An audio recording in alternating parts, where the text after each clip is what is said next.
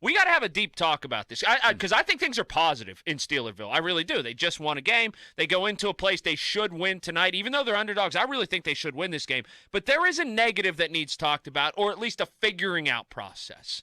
And we touched on this just a little bit with Jeff Hathorn. What is Chase Claypool?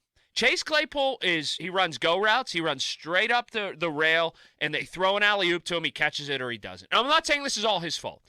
Or Chase Claypool comes and runs end-arounds, and that's it.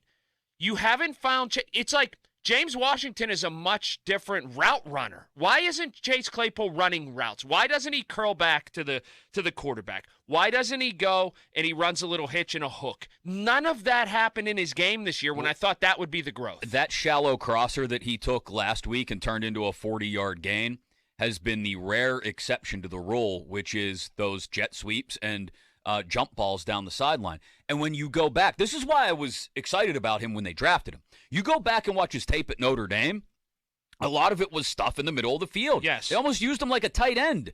And that's why we were excited about him. It was like, oh, okay, here we go. Now, a year later, they draft Freiermuth to kind of do a lot of the same stuff, but that doesn't mean you can't use Claypool in the same situations. I don't understand why they haven't been able to figure out how they want to use him, Jim. Well, the word I'd use is infuriating because enigmatic, right? Yes. Anything like that, because even the last game where once again he fell down on a go route down the sideline when it appeared to me, and I don't know what it looked like to you guys on TV, it appeared to me that he slowed down and tried to kind of fend off the defender. Whereas if he keeps on running, first of all, there's a little bit of separation there. Maybe he doesn't fall down. And if he keeps on running and doesn't slow up, the ball is right there. Ben's thrown some, we get on Ben an awful lot, and sometimes with good reason. But, man, it's like it was almost like the Deontay Johnson pass. If Claypool keeps running, the ball is right there. And so you got to take advantage of those opportunities. But I agree that if he starts to go down the sideline and then all of a sudden cuts over the middle, where the defender's thinking to himself, oh, all this guy does is run down the sideline, and he cuts over the middle, maybe that's what happened last week. I just got a text from my friend Kenny Schultz, who played receiver at Bucknell, right? He's one of O'Hara Township's finest. And he said, even slow guys can run routes well and have success. I know this from experience. He was a receiver, and it's true. If you run crisp routes, you can find your way open, catch the football, and you may get tackled right away. You may just become that, are you ready? Possession receiver. It's fine. Be a possession receiver. Be a battle, what do they call it? A contested catch guy, right? Combat catch. Combat catch, thank you. Yes. As Jim was talking about, when Ben would chuck the ball up down the sideline to AB back in the day, it might not necessarily have anything to do with Ben's arm strength being any more or less than it was then.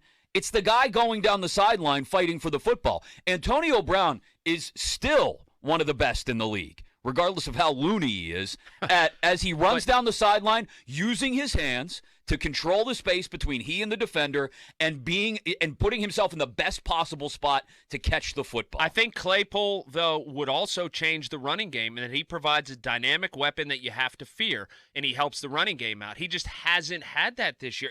It's mystifying, totally mystifying what he hasn't grown into.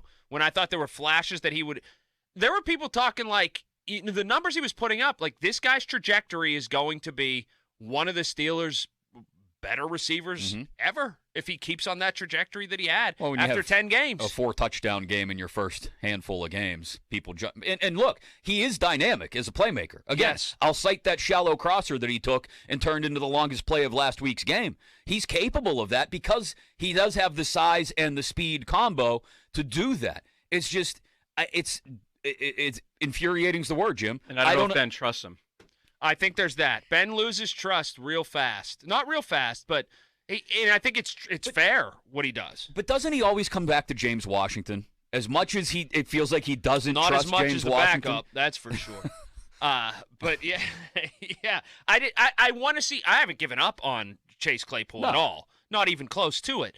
But I just thought I'd see a lot more growth.